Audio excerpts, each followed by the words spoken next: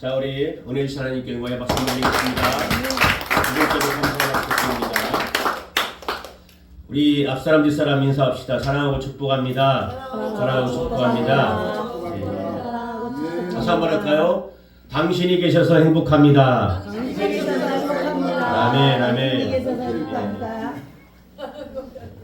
아까 권사님이 기도하셨던 것처럼 벌써 이제 한 해가 마무리하는 12월 달이에요.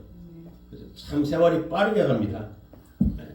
50대는 50km 가고 60대는 60km 가고 70대는 70, 80대는 80km 간다 그러죠.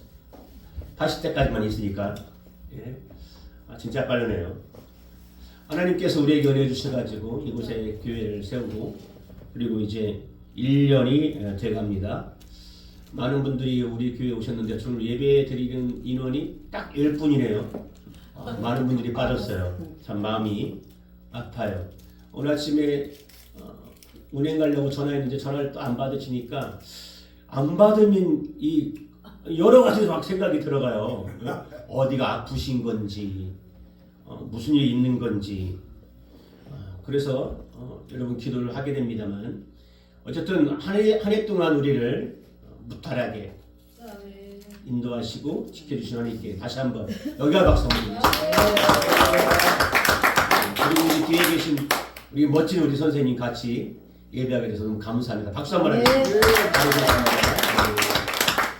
너무 인자하게 생기시고 참 이 아까 찬송을 부른 거 봤는데 신앙이 있으시구나 라는 생각을 했고요. 기회가 되시면 계속해서 같이 우리 교회에서 신앙생활을 했으면 좋겠어요. 아멘. 제가 어제 인터넷을 보다가 아주 잊혀진 권투 선수 한 분이 거기에 소개가 되더라고요. 그래서 제가 최효삼 선수 기억나는 것 같았어요. 그래서 쭉 스크롤을 해서 내려보니까 그의 이 외모는 늘 노란 머리를 하고 권투를 했더라고요. 근데 이분이 죽으면서 권투하다가 돌아가셨거든요. 죽으면서 남겨뒀던 일기가 기록되어 있어요. 여러분 최우삼 선수를 잠깐 좀 소개하면 이 사람은 37번을 싸워서 32번을 이긴 사람인데 사람들은 그에게 막 영웅이라는 호칭을 붙였었대요. 그를 신처럼 여기면서 막 부러워했는데 사람들이 자기 이름 막 연호할 때마다 그는 링 위에서 혼자 다른 생각을 하고 있었대요. 이제는 끝내고 싶다. 이 권투를 맞는 게 두렵다. 그러면서 그는 2007년 12월 25일에 경기 중에 쓰러져 가지고 뇌사 판정을 받고 여러 사람들에게 장기를 이식하고 세상을 떠났는데 그때 이제 일기장이 세상에 공개되었고 한참 지금 거의 30여 년 가까이 된 후에 또 공개가 됐는데 그가 링에 오르기 전에 링에 올라 싸우는 중에 느꼈을 그 공포감이 가감없이 이 일기장에 기록되어 있는 거예요. 이렇게 기록됐어요. 나를 버리고 간 사람들이 너무도 생각난다. 권투로 나를 버릴까? 내 가슴속에 상처가 너무나 많이 있다.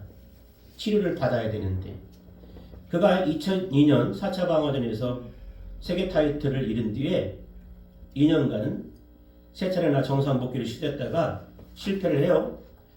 그때 그는 또다시 질지도 모른다는 공포감으로 눈물 떨면서 불면의 밤을 보내야 됐는데 일기장에 이렇게 기록되어 있어요.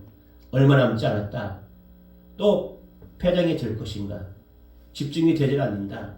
다 끝내고 싶다. 내가 세상을 살면서 너무나 많은 잘못을 했나 보다.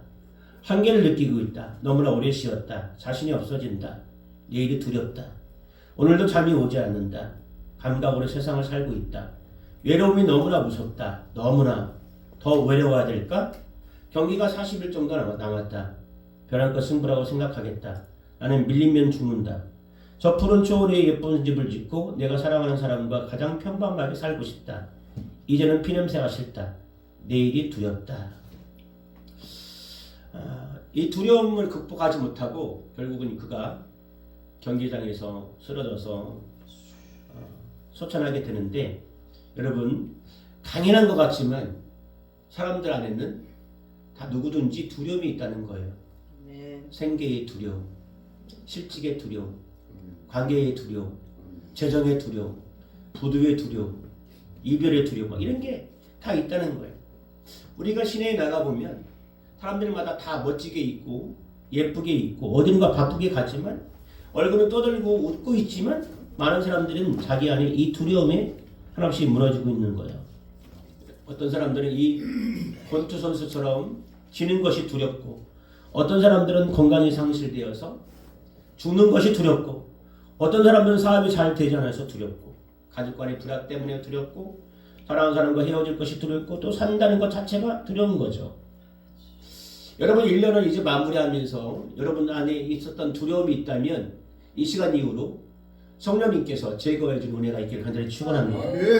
여러분들이 어떤 인생의 짐이 억누르고 있다면 예수 그리스도의 보혈의 거룩한 십자가의 능력이 그 짐을 다 가볍게 하는 은혜가 있기를 간절히 축원합니다. 오늘 성경은 한 나라의 위대한 왕이었던 다윗도 예외는 아니라는 거예요.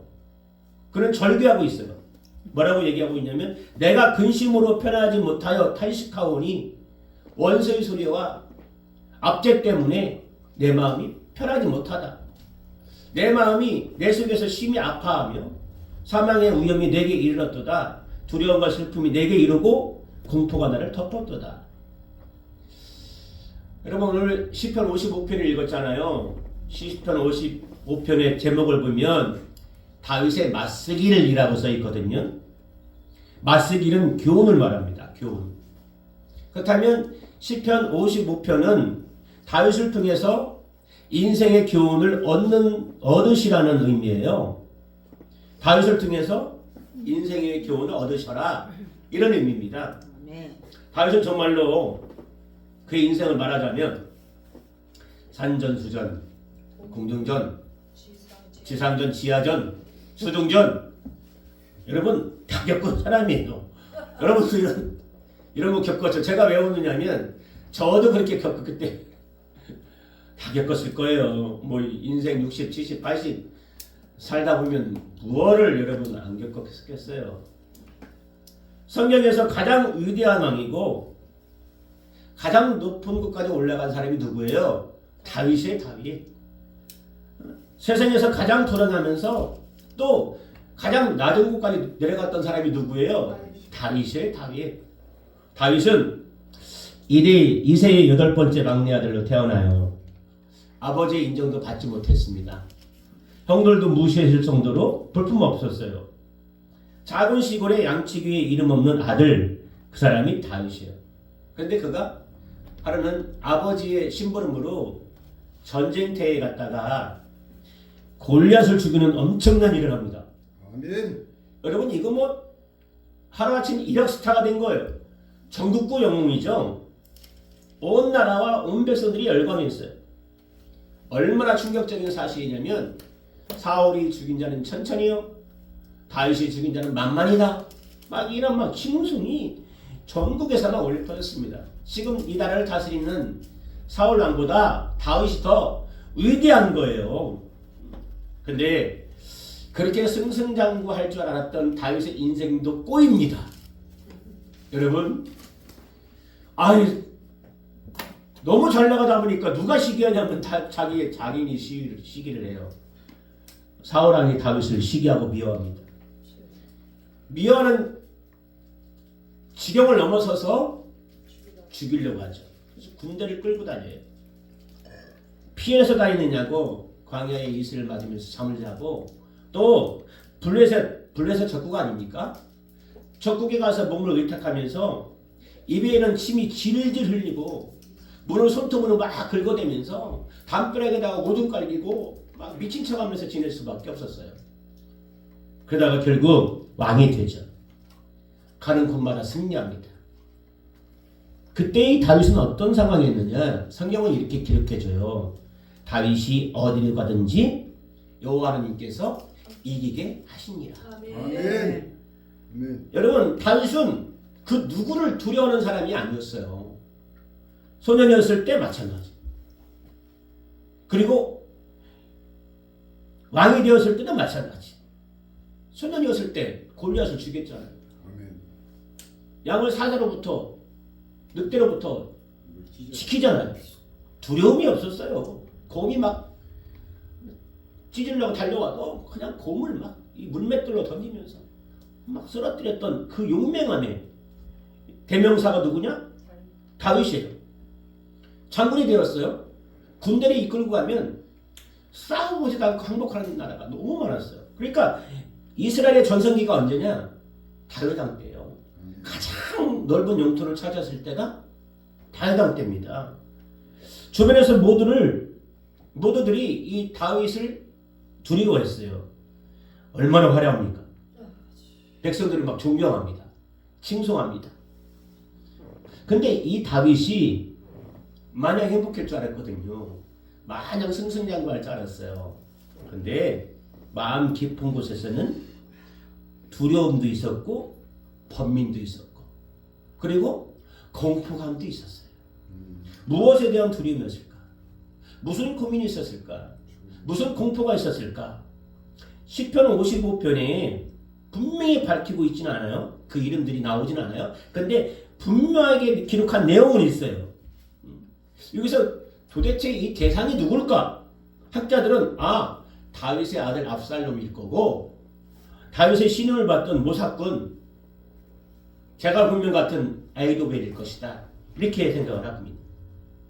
압살롬 여러분 이름을 잘못 썼어. 잘못 썼어. 왜 특별히 살롬이야 살롬. 앞에서 살롬. 그러니까 뒤에서 죽잖아요. 참을 꽂혀가지고. 여러분 압살롬이 왜 아버지와 척을 두고 대적하게 되었는지는 다윗의 가정의 역사를 되짚어 봐야 돼요. 가정의 역사. 이 다윗에게는 이 자녀들이 많았잖아요. 뭐 처첩이 많다 보니까 배다른 형제들이 또 많습니다. 암논이라는 아들과 다말이라는 딸이 있었어요. 배가 달라요. 근데 암논이 다말을 사랑하는 데부터 문제가 생긴 거야. 그래서 이 러브레터를 막 보냅니다. 고백을 해요. 근데 다말이 받아주질 않아요. 그러니까 꾀를 내가지고 오게 하고 억지로 동침을 해버려요. 그 사실을 같은 배 출신인 압살롬이 알게 됩니다. 그리고 다말을 그냥 죽여버려요. 그 도망갑니다.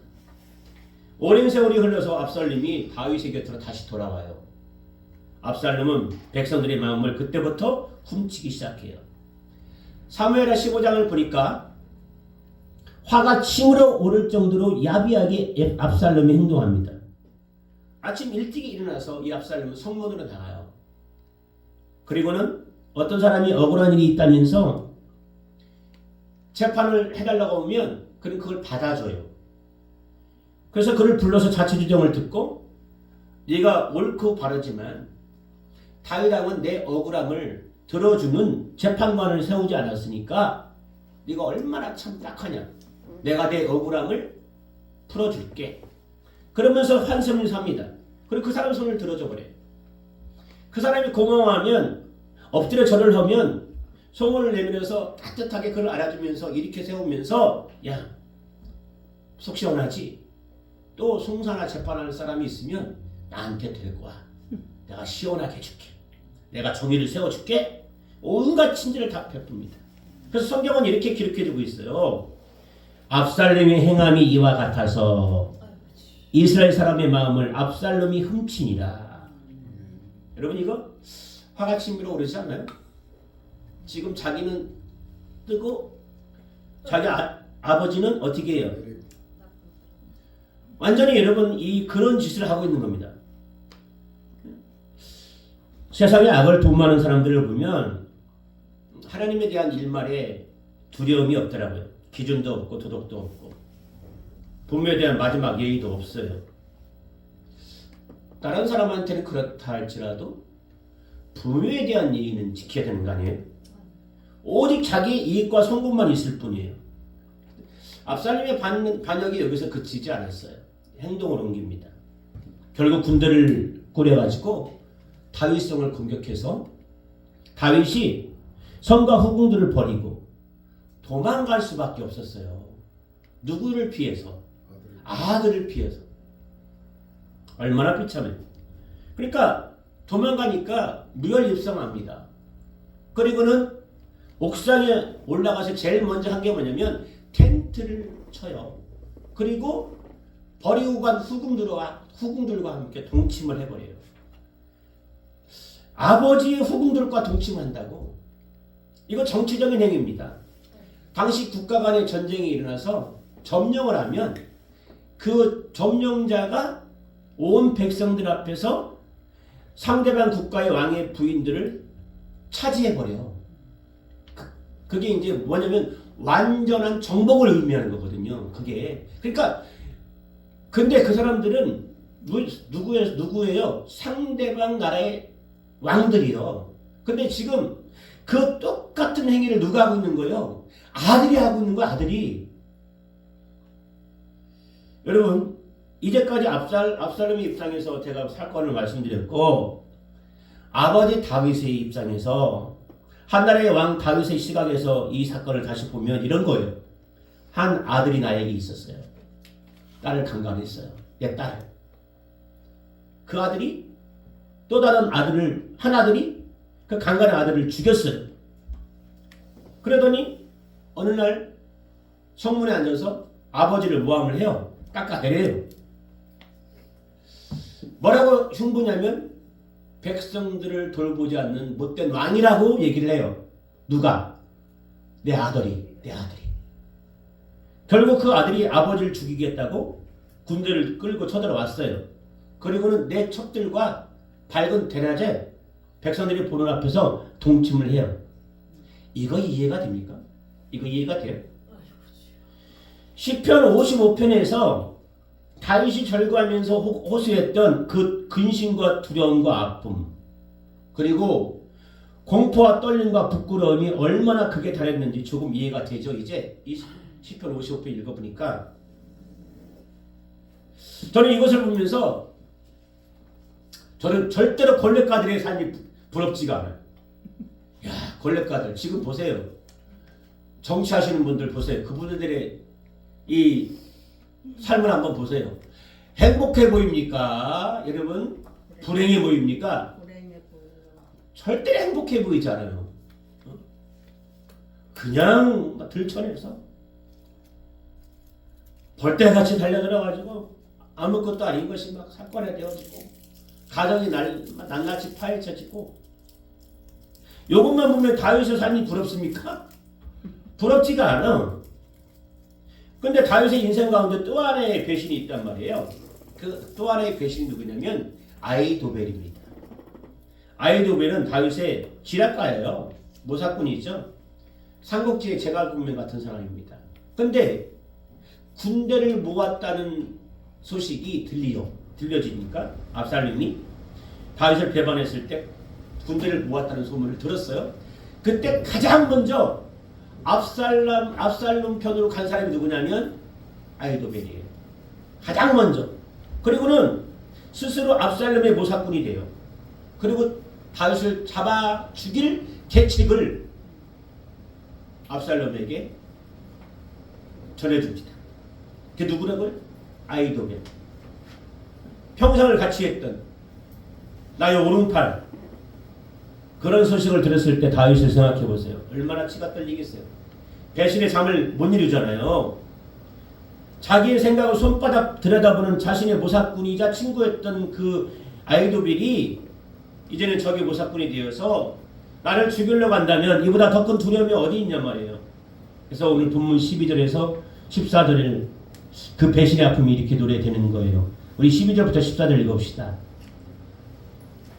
시편 55편 나를 책망하는 자는 원수가 아니라 다 같이 시작. 나를 책망하는 자는 원수가 아니라 원수일진데 내가 참았으리라. 나를 대하여 자기를 높이는 자는 나를 미워하는 자가 아니라 미워하는 자일진데 내가 그를 위하여 숨었으리라. 그는 곧 너로다. 나의 동료, 나의 친구요, 나의 가까운 친구로다. 14절. 우리가 같이 재미있게 의논하며 우리와 함께하여 하나님의 집 안에서 다녔도다. 자 17절 한번 읽어볼까요?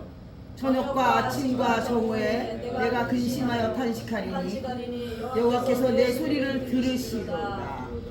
내가 저녁과 아침과 정오에 근심하며 탄식한다.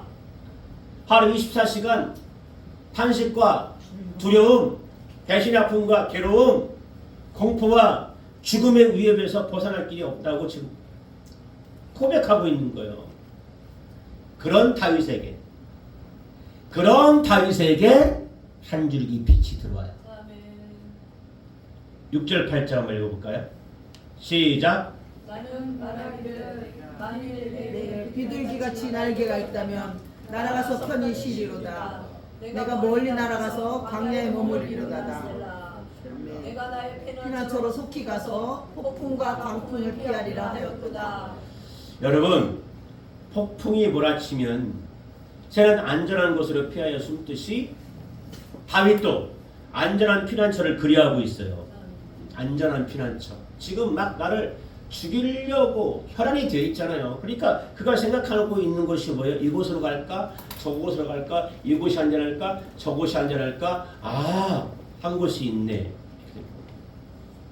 숨 쉴 틈 없이 공격해오는 그 상황 속에서 점점 숨통을 조여오는 그 상황 속에서, 그 공포 속에서 이 안전한 피난처가 얼마나 그리웠을까요? 얼마나 간절했을까요?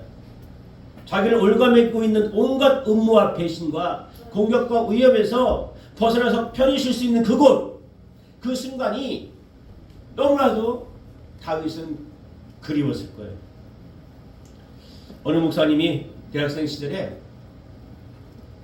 학교가 끝나고 밤늦게 영동포역에서 전철을 타려고 길을 가다가 이 홍등가 옆을 지나가게 되었대요. 근데 갑자기 벽에 딱 서있던 여자가 자기를 확 밀어버리더래. 갑자기 서있다가 그래가지고 그 큰 여자가 확 밀어버려가지고 대문 속으로 쏙 들어갔는데 대문을 안에서 딱 닫아버리더래. 사람들이 우르르 몰려오더라 합니다. 야, 뒤에는 떡대 같은 남자들이 있고 여러 명의 여자들이 문을 딱 가로막고 못 나가고 있고, 무슨 사단이 생기겠네. 두려움 속에서 기도했대요. 주여 저를 보호해 주십시오. 사람들이 막 윽박지르랍니다. 막 쌍욕을 하더래. 그러면서 쫓겨서 올라갔는데 2층 방까지 쫓겨서 올라갔대요. 그러면서 자기한테 막 온갖 위협을 하면서 쌍욕을 하는 여자를 보니까 자기를 밀었던 여자더라는 거죠. 내게 겁을 주려는 것보다 계속 기도했대요. 주여 저를 보호해 주십시오. 조금 있다가 아주 작은 체구의 남자가 들어왔어요. 30년도 지난 일인데 지금도 그 목사님이 그 눈빛을 잊지를 못한대요. 독사 같은 눈, 막 차갑고 시린 막 독사 같은 눈이 아직도 잊지도 못한답니다. 그들이 요거는 뻔한 것인데 돈 아니면 몸이라는 거죠. 돈 뺏지 못하면 몸이라도. 그 당시 여러분 이 유행했던 납치가 뭐냐면 남자들 납치해가 어디로 보내버려요? 새우잡이.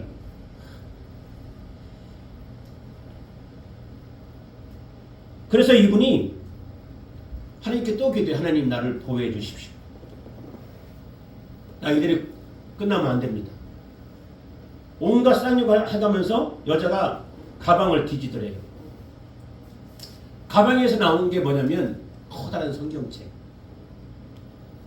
순간 분위기가 싸하게 어색함을 느꼈다는 거죠. 그래도 이 여자가 양심의 가책을 느꼈는지 오히려 더 악을 써가면서 욕을 하다는 거예요. 이놈이 교회도 안 다니는 놈이 성경책을 갖고 다녀 하면서 성경책으로 막 머리를 막 때리더니 막 때려 막 성경책으로. 그러더니 한참 때리더니 성경책을 딱 펼치니까 성경책 막 성경 구절에 막 밑줄이 막 쳐져 있네. 막 이놈 뭐라? 예수 믿긴 믿는가 보네. 지갑을 딱 뒷주머니에서 낚아채더니 지갑을 딱 여는데 지갑에 1,000원짜리 몇 장만 있어요. 돈도 없는 놈이 이 골목길을 지나가?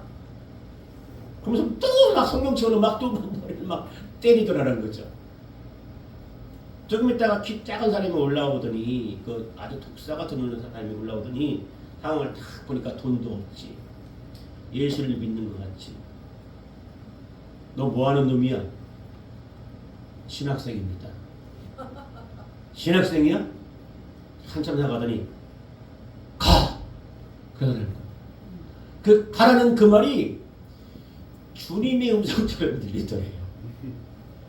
마치 그 독사 같은 그 사람이 입에서 나오는 그 말이 예수님이 아주 인자한 목소리로 하는 것처럼 들리더래요. 얘야 이제 가거라.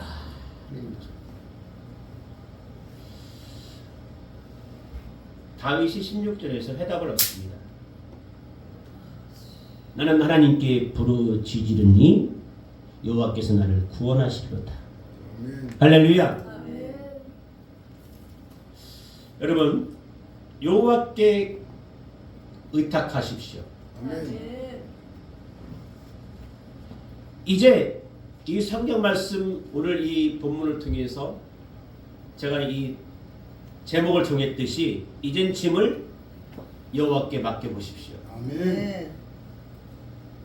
2025년도 11개월 동안 얼마나 힘들었어요. 왜 힘들어요? 그 보따리 짐을 내가 다 지고서 해보겠다고, 내 스스로 해보겠다고. 여러분 이리 뛰고 저리 뛰고 살아봤는데 너무 힘들었잖아요. 해결된 게 얼마나 있어요. 아직도 해결하지 못한 어떤 두려움 때문에 내 마음이 불편하시다면 이제 여러분 주님께 짐을 맡겨보십시오. 네. 16절에 다윗이 나는 하나님께 부르짖으리니, 따라서 합시다. 부르짖으리니 여호와께서 나를 구원하시리로다. 여호와께서 나를 구원하시리로다. 아멘. 아멘. 우리 그 두 분의 여자 목사님이 선을 베풀었어요. 선을. 그러니까 우리 교회 이 집사님들 가정이 너무 힘들어서 도와주려고. 그래서 그 집사님이 우리 권혁신 목사님, 권영은 목사님이 이 거처가 없을 때 우리 집에서 사셔도 됩니다. 그래가지고 이 선을 베푸셔서 그 집에 이제 이전을 해놓고 그 다음에 나라에서 주는 이 전세자금, 전셋집을 얻으려고 이제 일을 진행하는데 리브가 목사님이 집사님 내가 경제적으로 너무 어렵고 힘드니까 그 집을 전세를 하고 그리고 그 집에 전세자금을 받아서 그 빚을 좀 갚게 해주자. 너무 힘들하지 않냐. 그래가지고 그 다음에는요. 그러니까 그냥 권 목사님은 그 집에 살고 집사님네 보면 아파트 살고 그렇게 하면 어떻겠어? 그걸 받아줬어요. 이제 그렇게 해서 일이 다 진행이 되어졌어요. 그 안에 여러 가지 일들이 있었죠. 여러 가지 일들이 있었어요. 그 일을 진행하려다 보니까 이 막 사탈이 얼마나 그 마음을 요동치게 하는지 그럴 때마다 이제 기도하고 또 가서 또 권면하고 이렇게 살면 안 되지 않냐, 얼마나 힘드냐. 이건 하나님이 주신 기회니까 그렇게 하자. 그렇게 했는데 그게 나중에 그 선이 화로 들어갔어요. 화로. 너무 요즘에 마음이 아파요. 사실. 그래서 오늘 이 성경을 말씀을 준비하면서 그 과정을 위해서 더 기도하고 또 더 기도하고 더 기도하는데 여러분 이런 문제예요. 그러니까 이제 그 일이 진행이 되었단 말이죠. 근데 이분들에게 헌금을 해야 되는 그 갈등이 오는 거예요. 헌금을 어떻게 해야 될까? 그러니까 리버가 목사님이 믿음대로 하시되 모든 수입은 11조를 드리는 게 좋습니다. 근데 그렇지 않으면 본인들이 믿음의 분량대로 하시면 됩니다. 안 하셔도 상관없습니다. 그래서 이분은 이제 그럼 나는 조금만 해야 되겠습니다. 조금만 하셔도 상관없습니다. 안 하셔도 됩니다. 그런데 200만 원을 주님께 이제 헌금을 하겠다고 밥 먹으면서 부부가 얘기를 한 모양이에요. 그런데 이성모 성도님이 남편이 우리 11주를 해야 되는데 11주는 못해도 야, 감사헌금을 해야 되는데 내 생각에는 500만 원을 해야 될 것 같아. 그렇게 얘기를 한 거죠. 초신자가 오히려 더 이제 믿음이 더 좋아 보였어요. 그런데 그것을 우리 리브가 목사가 시키지 않았냐 해가지고 그래? 성경전 이 핸드폰을 딱 뺐더니 리브가 목사님 뭐 통화했네? 리브가 목사님이 시켰지. 시키지 않았거든요. 그 통화는 무슨 통화냐면 활성수를 맞으러 오세요. 내일 활성수를 맞습니다. 줄기세포를 맞으셨으니 활성수를 맞으셔야 됩니다. 이걸 얘기를 하고 지금 김윤순 일사님의 그 마음이 힘들어도 위로하시고 같이 와서 맞으세요. 비싼 가 받으면 간 받으면 소용이 없습니다. 그 통화를 했는데 시켰지 않냐? 안 시켰다. 이게 통하지 않는 거예요. 권 목사님이 이제 거기 살면서 이자가 그 1억 3천에 대한 이자가 24만 원 돈인가 얼마 나오니까 그걸 이제 내셔야 된다고 선언했더니 이것도 리브가 목사님이 내라고 당신한테 시킨 거 아니냐 그래가지고 오해가 막 이 생각이 돼버리니까 이게 정신이 없어지는 거예요. 생각을 낳고 생각을 낳고 모든 것은 다 리브가 목사님이 시키지 않았냐 이렇게 해가지고 막 공격의 대상이 되었고 그래서 우리가 기도하고 있습니다. 얘기를 했을 때 소통이 돼야 되는데 소통이 안 되는 거예요. 다 막히고. 그러니까 지금 이성훈 성도님의 그 핸드폰도 뺏어가지고 단톡방에서 막 나가게 하고. 그래서 이게 하나님이 주시는 복이 화로 되면 안 됩니다. 선을 행할 때 낙심하지 말라고 주님이 말씀하고 있는데 우리가 그 말씀에 의해서 낙심찬을 놓고 계속 기도하고 있어요. 계속 기도했어요. 할렐루야. 네. 예. 여러분 기도하시고 우리 주회종들은 삶이 어떤 삶이 되냐면 절대로 성도들한테 여러분 이 마음에 상처를 주면 안 되고 그걸 계속 또 그것 때문에 우리가 조심하고 또 조심하고 할 얘기도 안 하고 막 할 얘기가 있어도 막 하지 않으려고 애쓰고 억울해도 하지 않으려고 애쓰고 막 그러는데도 불구하고 참고 기다리고 있거든요. 주님 앞에 기도하면서 지금 간략하게 얘기한 거예요. 막 그 안에 이 2주 동안 3주 동안 그 안에 엄청난 이 일들이 있는데 다 얘기할 수가 없어요. 왜냐면 성도의 일이기 때문에. 저는 지금 그 가정을 비난하는 게 아니라 여러분들이 알고 기도를 해달라고 기도하는 거예요. 할렐루야. 네. 알고 기도해달라고. 그래서 왜 안 나올까? 지금 안 나오는 거에 대한 것이 여러분 지난주도 안 나오고 이번 주도 안 나온 것이 내 마음이 너무 아픈 거예요.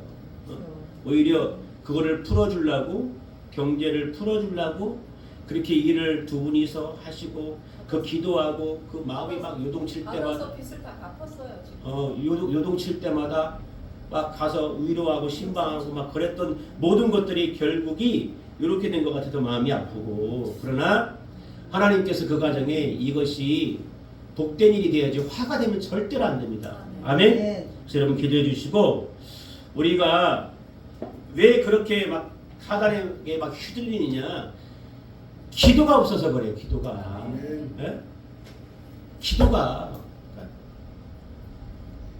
기도를 계속 하시고 감사가 없어서 감사가 세상 사람들 누가 자신들을 그 집에 살게 하고 그러면서도 불구하고 그 전세자금을 받아서 빚을 갚게 하고 그런 일들을 누가 해주겠냐고요. 주의 종들이니까 해주는 거야.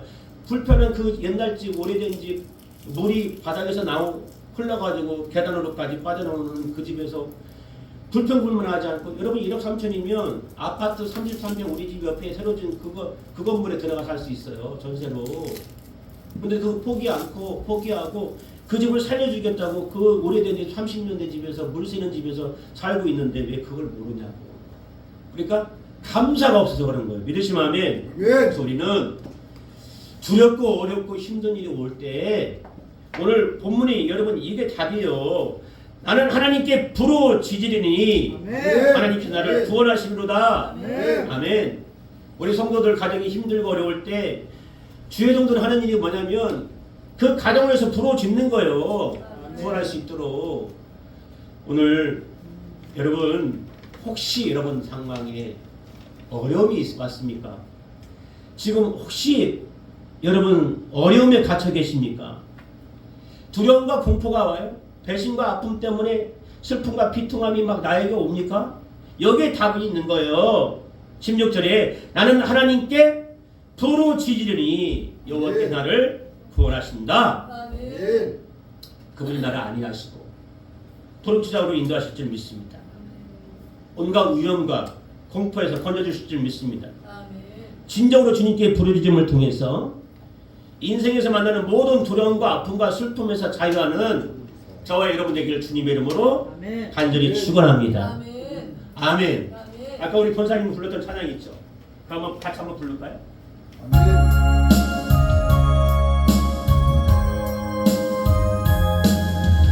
우리 찬양.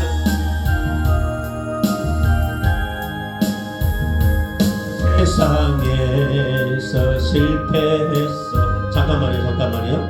이거 음정이 너무 높아. 오래 했잖아요, 그죠? 네.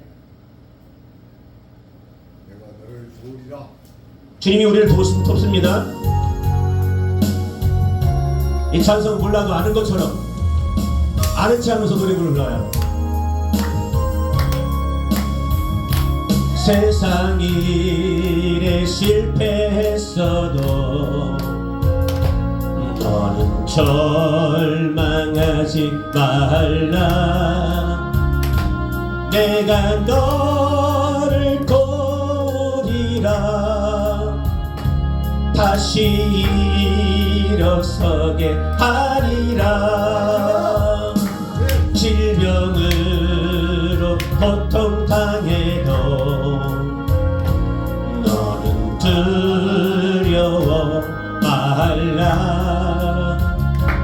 내가 너를 도우리라. 다시 일어서게 하리라. 나를 버린 자들도 내가 사랑하거늘 하물며 너희를 그냥 둘까 보냐. 나는 너와 함께하는 너의 하나님 대민이 의로운 오른손으로 붙들리라. 내가 너를 굳세게 하리라. 너를 크게 사용하리라. 너로 하여금 나를 증거하도록 내가 너를 도우리라. 환난 핍박 끊임없어도 넌 낭망하지 말라. 내가 너를 도우리라. 다시 일어서게 하리라. 참지 못할 슬픔이 있어도 기도하며 담대하라. 내가 너를 도우리라. 다시 일어서게 하리라. 감사 눈물 흘리며 믿음으로 간구하니 너희의 기도를 내가 외면하랴. 나는 너와 함께하는 너의 하나님 되미니 의로운 오른손으로 붙들리라. 내가 너를 굳세게 하리라. 내 걸 크게 사용하리. 아멘. 너로 하여금 나를 증거하도록 내가 너를 도우리라. 아멘. 하나님 아버지 감사합니다. 우리에게 염려가 하고 근심이 오고 두려움이 왔을 때 다윗은 우리에게 어떻게 해야 되는지를 가르쳐 줍니다. 주님께 나와 부르짖을 때 우리에게 도우시는 주님, 그 주님을 가르쳐주고 있는 이 다윗의 그 고백을 통해서 우리가 깨달았사오니 원망하지 아니하고 불평하지 아니하고 두려움에 떠는 자들 되지 아니하고 주님께 나와 주님을 간구함으로 아버지 하나님 이기게 하옵소서, 벗어나게 하옵소서, 승리하게 하여 주옵소서. 하늘을 지켜주신 주님께 감사하며 예수님 이름으로 하늘이 축복하며 기도